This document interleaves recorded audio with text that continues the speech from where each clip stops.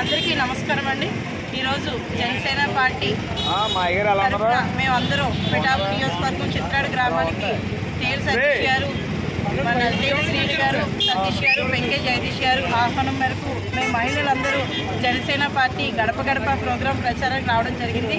జనం మన చిత్రాడు గ్రామ వాస్తవ్యులందరూ కూడా ఎంతో ఆనందంగా మమ్మల్ని ఆహ్వానించి వాళ్ళు ఖచ్చితంగా పవన్ కళ్యాణ్ గారికి మేము ఓటేస్తాము, మేము విన్నింగ్ చేస్తాం, ఉదయ శ్రీనివాస్ గారు కూడా మేము గెలిపించుకుంటాం, అధిక మెజార్టీ వచ్చేలాగా మేము గెలిపించుకుంటామని ప్రతి గడప గడప వెళ్ళిన ప్రతి ఒక్కరు కూడా మాకు ఇదే స్పందన వచ్చింది.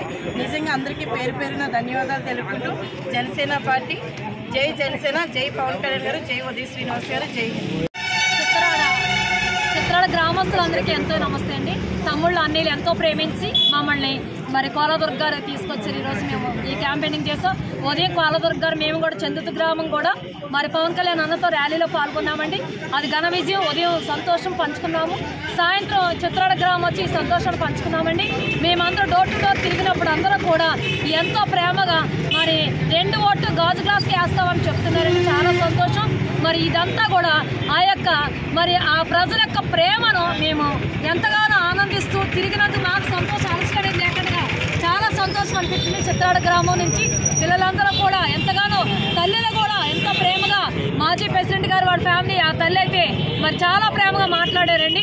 ఈ యొక్క ప్రోగ్రాం అంతా కూడా 1 కోటి మంది కలిసి పనిచేయాలని నా లక్ష్యం. నేను భాస్వామి గారిని 1 కోటి మంది ఒకే మాట మీద ఉండాలని, 1 కోటి మంది ప్రేమ కలిసి ఉండాలి. ఆ ప్రేమ ఫస్ట్ టైం నేను చిత్రాల్లో చూడగలిగాను. చాలా సంతోషం. జై జనసేన, జై జనసేన, జై ఉదయ శ్రీనివాస్ తమ్ముడు, జై పవన్ కళ్యాణ్ అన్న, జై చిత్రాడు జనసేన పార్టీ వాళ్ళకి, తమ్ముళ్ళ కాళ్ళకి జై జనసేన. మరి సునీల్ గారి వైపు ఏమంటారు మేడం? సునీల్ గారి గురించి నేనేం ప్రత్యేకంగా చెప్పక్కర్లేదు.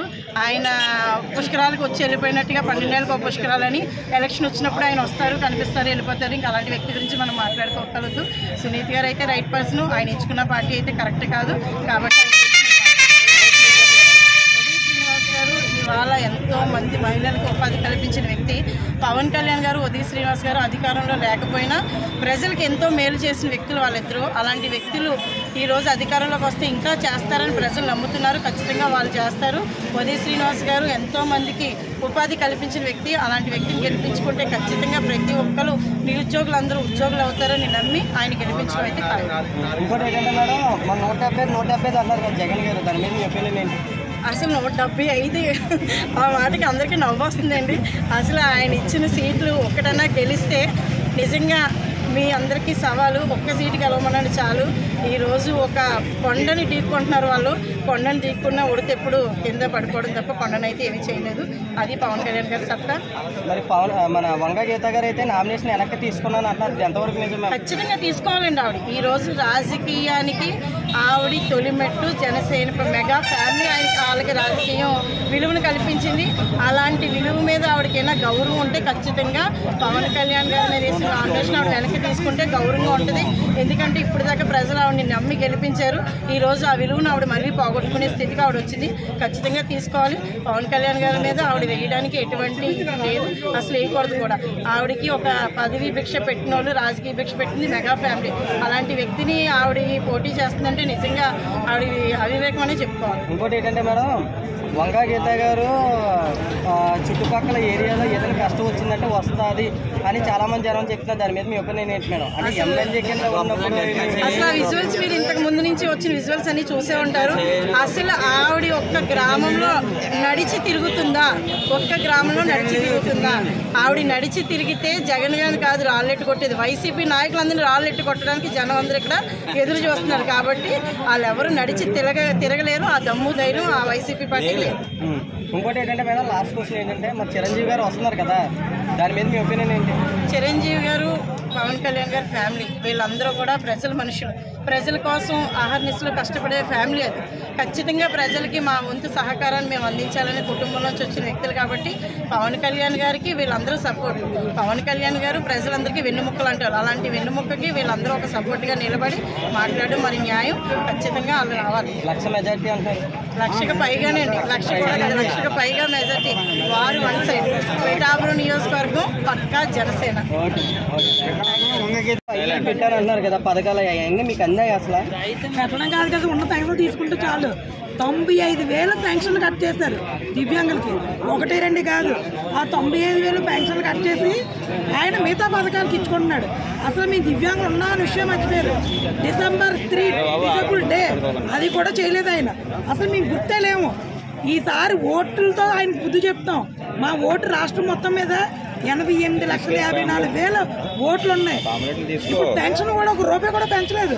పెంచినట్టు మొత్తం 500 ఎంతో పెంచాడు. అంతే ముష్టోళ్ళకి ఇస్తారు చూడండి, మేము ముష్టోళ్ళు లెక్క అనమాట. మళ్ళీ అది కూడా ఏంటంటే లాస్ట్ ఇయర్కి ఇప్పుడు ఏవైతే ఉన్నాయో ఇంతమంది పథకాలకి ఇప్పుడు డబుల్ అయితే చెప్తున్నాడు. ఇప్పుడు చెయ్యొచ్చు పథకం ఉంది, అది 1,50,000 అంటున్నాడు. అంటే ఏంటనుకుంటారు, లాస్ట్ ఇయర్ది కలిపి ఇయర్ది కలిపి కొత్త పథకం రెండింటిని కలిపి 1,50,000 ఇస్తానని చెప్తున్నాడు.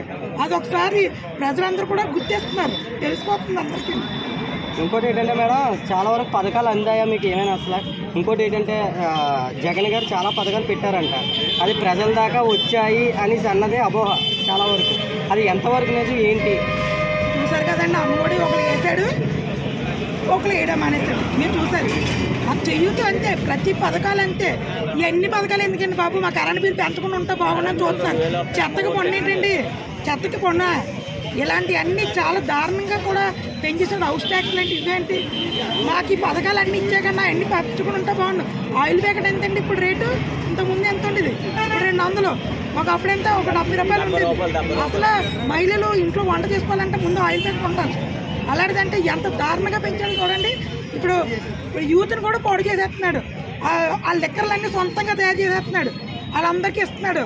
మొత్తం అందరూ కూడా ఆరోగ్యాలు పాడైపోతున్నాయి ఇతని వల్ల. మొత్తం అందరూ కూడా కిడ్నీలు అయిపోయింది, గంజాకి మొత్తం అంతా దారుణంగా. చిన్నపిల్లలు సైతం అందరూ కూడా పాడైపోయారు.